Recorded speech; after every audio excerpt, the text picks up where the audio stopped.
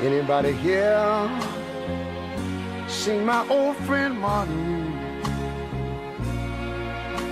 Can you tell me where the man gone? He freed a lot of people, but it seems a good die young.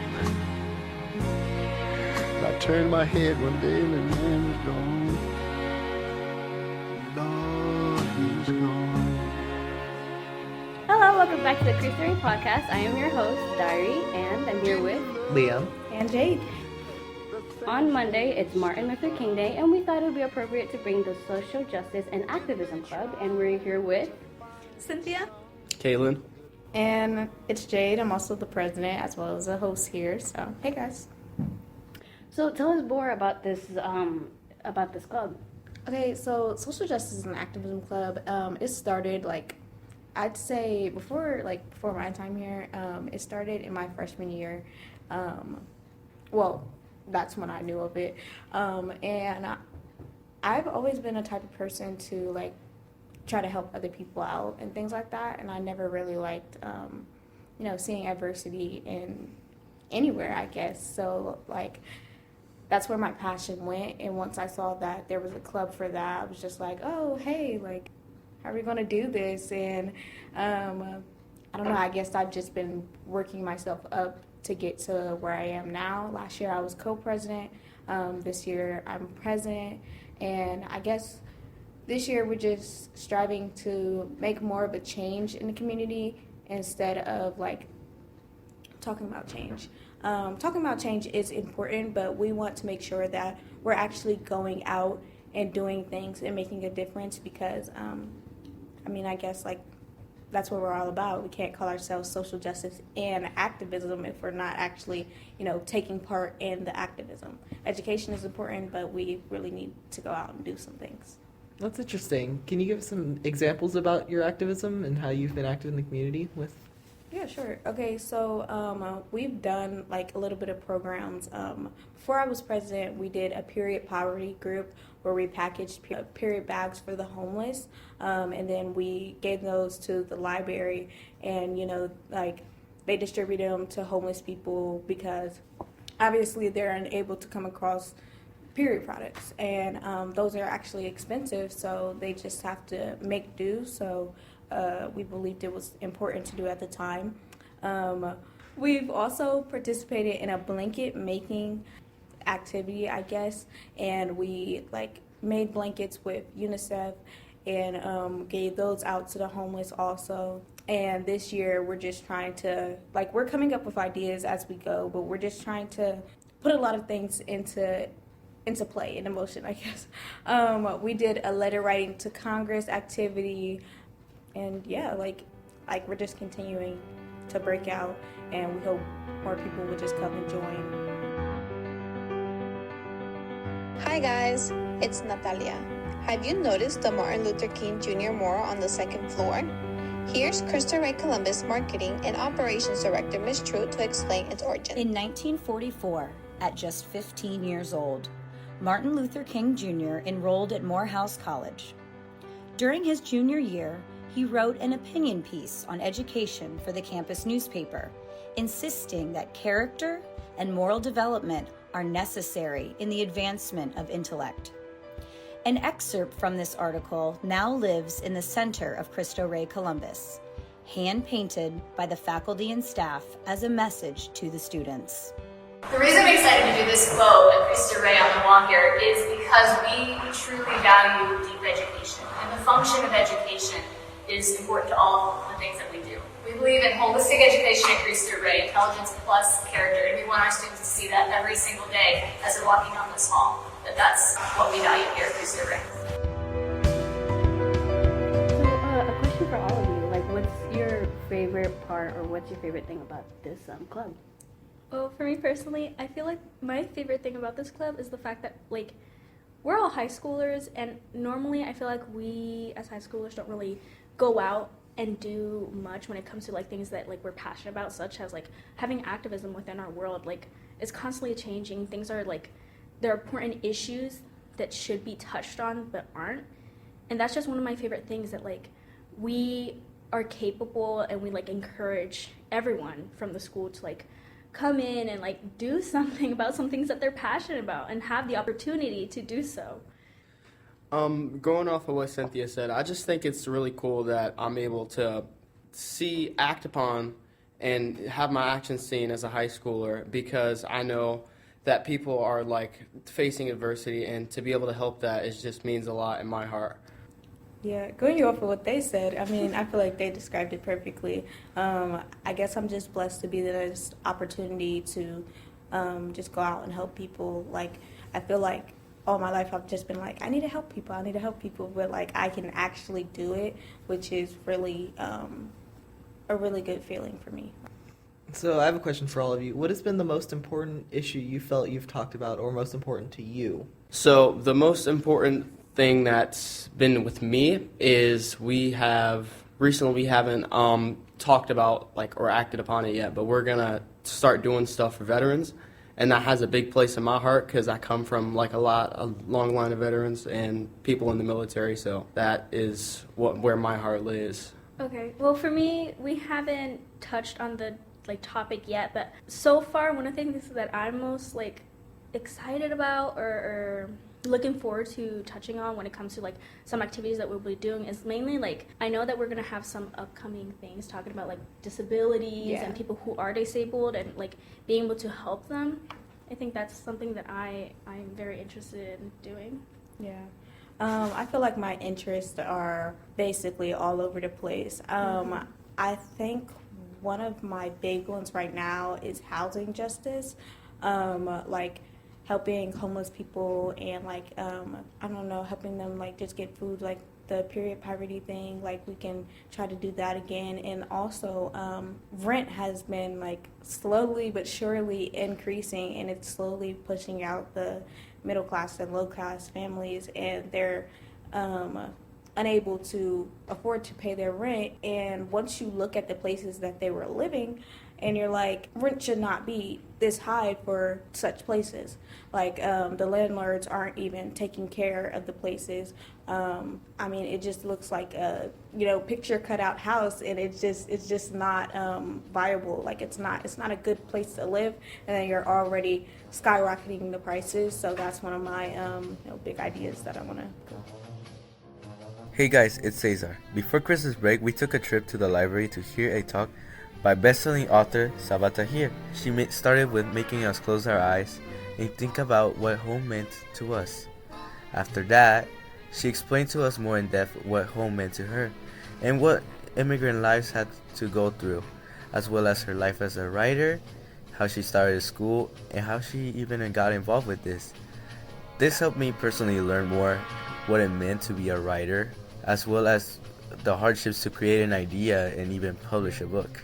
It was very fun, and at least almost every single grade had the opportunity to see this great event. So Jade, for a question for you. So from you being a co-president and president, what are one of the biggest and amazing changes that have happened through the club? Okay, so I feel like we've been able to reach people more because our other co-president, she graduated, so like it was basically on me. So like I had to restructure the club a little bit to like try to figure out how we're going to do this and how everything was going to play out. And I feel like that was one of the big things, which I'm really loving. Like I have a cabinet of members who are just absolutely amazing, absolutely passionate, and super smart. Like I just feel like they help out so much. And we're also like, I feel like more people are just starting to see like, hey, like stuff is going on and I want to be able to help. So that was just like very eye-opening. I absolutely love that, and just getting more people from the school involved was great. So question for the rest of you. How long have you guys been in the club first, I should ask? Well, okay, well for me personally, I just started joining the club from like the beginning of the year. That was when I first heard of it. I heard a little bit about the club the year before in my junior year, but coming into senior year, that's when I started like learning more about it, I guess, or like being told more about it. Like a lot of my friends were talking about the club, so I was like, hey, this is something that I'm really passionate about, so I mean, might as well just give it a go and join. And I've so far really enjoyed it. So yeah. She's great, guys. Well, I've joined around the same time Cynthia joined. I just believe that I was sent down by God to help people, and I just truly want to be able to help people, and it fit in with my schedule, so I wanted to do it. He's great also. So, my question is, what were some common misconceptions about the club that you had before joining?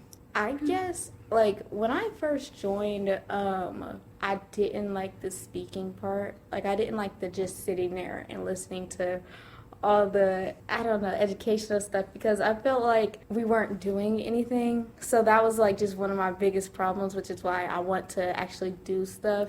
No shade to anybody else that did all of that, because they were absolutely great, but I just felt like we weren't doing a lot, and we were just like being educated on everything. And after a full day of education, I was just like, no. But I'm totally open to that now. I've grown up a little bit, so but yeah, so no shade to them, but like I was just not with all the education. I just wanted to do something to help other people out, but we've worked through that. That's a misconception I had also. I just thought it was like going to be educating, but I'm glad that we're moving towards doing stuff and actually acting in our community as Cristo Rey students and actually showing that Cristo Rey can make a difference. Hey guys, it's Pure. Yes, Monday is Martin Luther King Jr. Day, but it's also Inauguration Day, the day where Donald Trump will be sworn in as the 47th President of the United States. Why are these two events on the same day? Well, gather round, children, and I'll tell you a tale. In the early years of American history, the Constitution did not set an official date for Inauguration Day, but it was typically held on March 4th. The 20th Amendment to the Constitution was ratified in 1933, setting Inauguration Day on January 20th, regardless of the day of the week. Fast forward 50 years, in 1983, President Ronald Reagan declared the third Monday in January to be a new national holiday, Martin Luther King Jr. Day. This date was chosen because Martin Luther King was born on January 15th, and January 15th is the earliest date the third Monday in January could be. The latest the third Monday in January could be is January 21st, so MLK Day is always somewhere between those dates. Okay, you get that? So to summarize, Inauguration Day is always January 20th, regardless of the day of the week. But only every 4 years, and Martin Luther King Jr. Day is always the third Monday in January, regardless of the date. It happens every year. By coincidence, this year, you guessed it, the third Monday in January is January 20th, which places both of these events smack dab on top of each other. This is very rare and will happen again for many years to come. I'll leave you with one last fun fact. President Obama was sworn in for his second term as president. That year, January 20th was on a Sunday, so it was decided to hold the public ceremony the next day, January 21st, which was, you guessed it again, Martin Luther King Jr. Day. At first glance, it appeared as though these two events were lined up that year, but that's not exactly true. Since the Constitution requires Inauguration Day to be January 20th regardless of the day of the week, Obama was actually sworn in on the day before in a private ceremony. The ceremony on Monday was just for the cameras. Oh yeah, and one more thing. Actually, Martin Luther King Jr. Day is always on a Monday, right? But Martin Luther King was actually born on a Tuesday. Okay, now my head is spinning. Let's get back to the show. Well, funny thing is, I also had the same misconception. I assumed that the whole club was going to be like lectures or like kind of like just like slideshows and like some common like issues within our world and things like that, which, I was kind of down for. Like, I was interested in it because, learning about things like within our community is very important. But as I like got into it more and I started joining more of the club meetings, I realized that it was more hands-on, which is something that I really enjoyed. Yeah, I like talking to them a lot because I don't want to be up here like no dictator or anything like that. I just want to like talk to everybody, because how would that even work if I'm president of the Social Justice and Activism Club and I'm just ruling everything? That's like, I feel like that's so strange. So I just like to talk to everybody, and if everybody's not in agreement, then we need to make sure, like, we need to come up with a way to make everything, fizzle out, be smooth. Yeah, she's great. Oh. So I'm curious, how do you guys come up with these, like, because I know, like, there's real life events going on here, but how do you guys come up with these things so Because I've seen in the announcements where there's always another topic coming around. So I want to know, how do you guys come up with these things? Because there's millions. Yeah. Okay. So like I said, like we talk about it. We're like picking out overreaching subjects, and we want to basically stay on those subjects, but like dive down into like, you know, little sub-subjects of those, just to make sure we hit everything of that, you know, category, instead of bouncing around to so many different ideas, because I know sometimes that can get very confusing, like just going each session something way totally different, even though like sometimes you want to keep going into that issue until you can make that difference. So yeah, I feel like we just talk a lot and just come together and try to figure out what we should do. We like sometimes hold like little like cabinet meetings and stuff like that, and those are the times where like we all just come together and like brainstorm ideas of like what our next event will be, or like what are some important issues that we want to go over or talk about. So really it's just all of us thinking about things that we're passionate about, but also I know for me, like probably the rest of us, like we hear things from other students where they're like having some like wondering thoughts about, oh, like I don't know how the world's gonna be, or like some issues that they're passionate about. Like sometimes we'll all like bring it up with each other as well. Exactly. Like hearing things from other students, we're just like, hey, I mean, I heard this like in the halls. Can we talk about this? Can we relate it to this?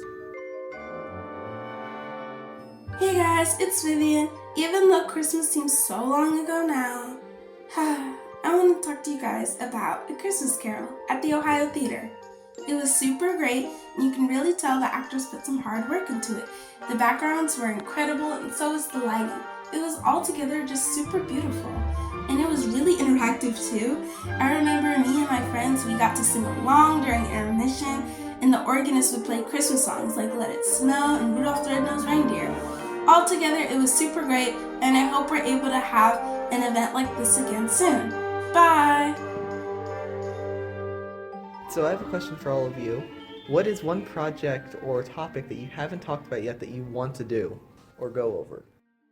Well, I wouldn't say that we didn't talk about it at all, but we are working towards doing stuff in February for Black History Month. We just haven't like decided what yet, but we do want to do like some stuff because Black History Month is very important in Cristo Rey because of our diverse culture. So we've been talking about some stuff about that. I mean, so because of the election, like I've just been thinking about everything that's going to be put in place or is said to be put in place. I'm not for sure if everything is going to work out how like it is, but I want to definitely be preventative. One of the things that I've been hearing about a lot is 100% police immunity, which I feel like that could go wrong. Like that can go left quickly.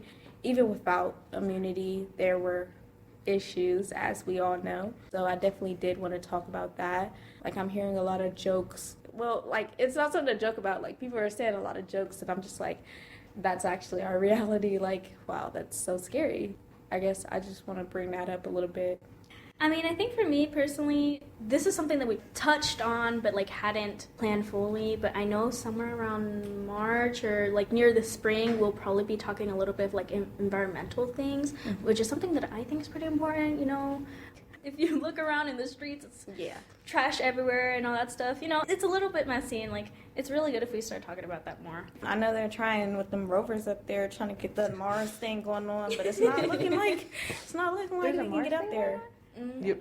So believe it or not, actually, the warmest temperature on Mars and the coldest temperature in Antarctica, Mars was actually warmer at one point than Antarctica. It does not have as good of an atmosphere. I'm gonna be real, but yeah, that's I'm temperature-wise, it's survivable. Yeah, it's survivable, but can we eat though? Because I'm like, I don't know, like I don't want to eat no Martian food. You know what I mean? Like I'm good down here with the burgers and all that. But yeah, so we just gotta make sure everything is going all right with the Earth. You know, taking care of God's green creation. Hey guys, it's Ashley. As Pierre mentioned already, this Monday is Inauguration Day.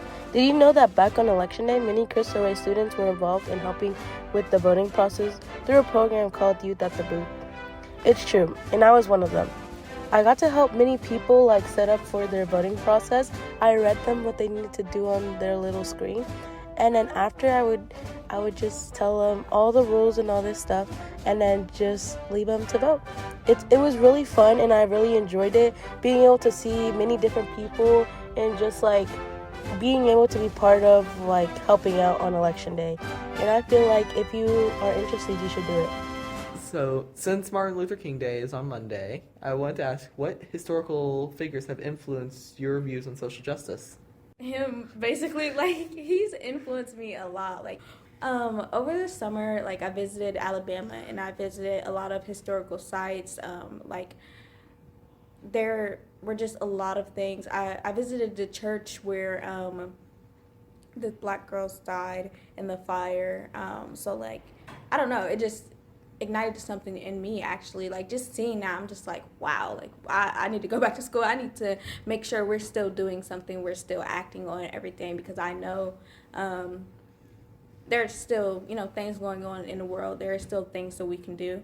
There were a lot of household, like, figures, and there were a lot of figures in my household, such as, you know, the Black Panther movement. My dad, he was literally always talking about them. I was convinced he was going to grow an afro at one time because, like, he had this black leather jacket. I mean, like, that's just how it always was in our house. Like,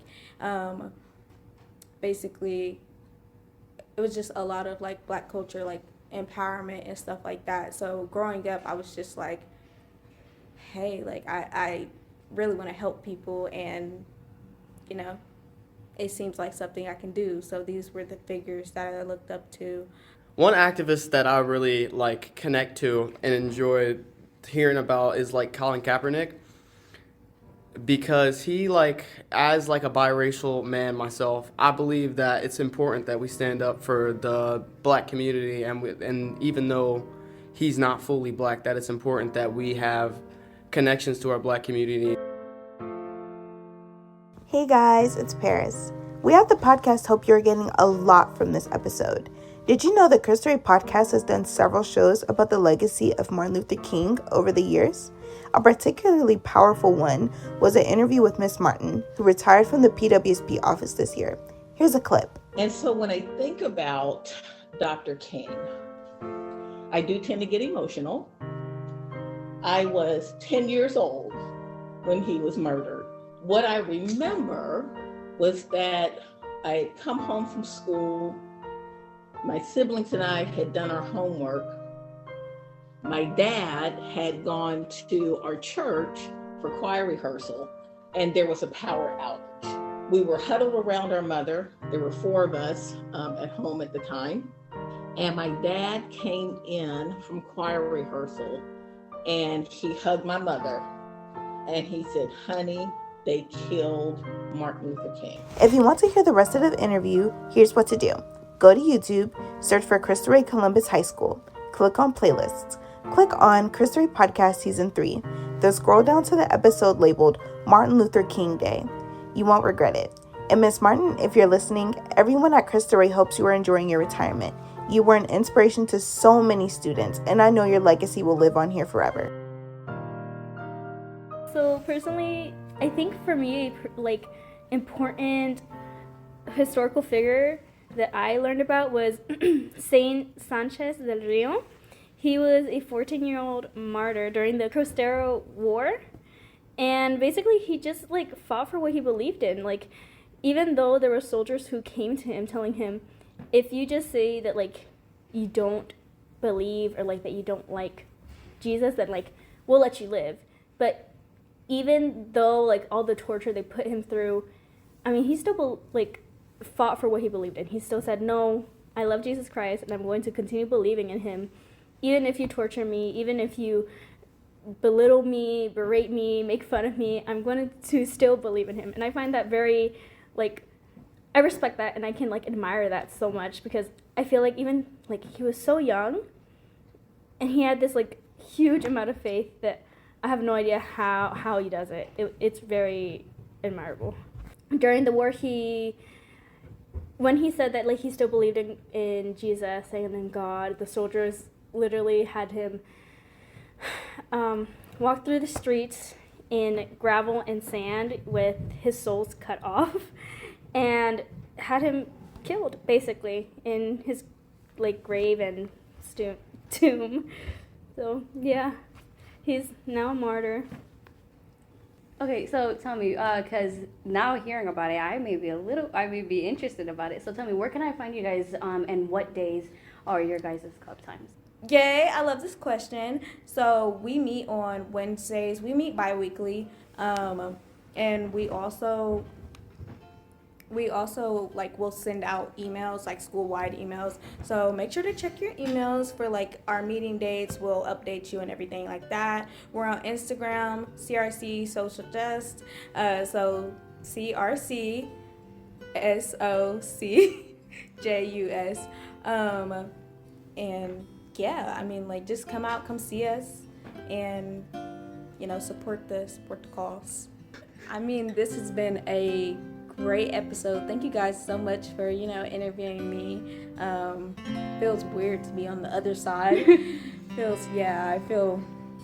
anyways, it feels weird to be on the other side, but I definitely appreciate this.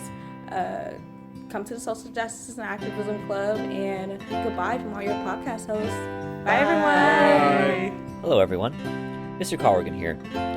Now, usually we would end the show with the Cristo Rey podcast theme song, but I thought today would be appropriate to let Martin Luther King himself have the last word.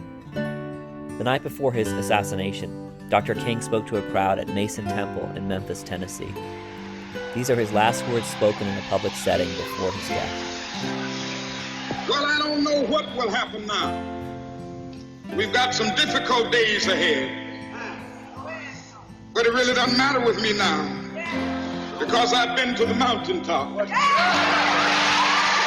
don't mind.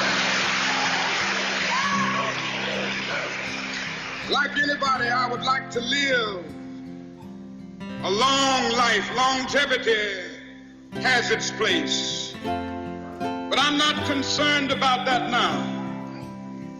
I just want to do God's will. And He's allowed me to go up to the mountain. And I've looked over and I've seen the promised land. I may not get there with you, but I want you to know tonight that we as a people will get to the promised land.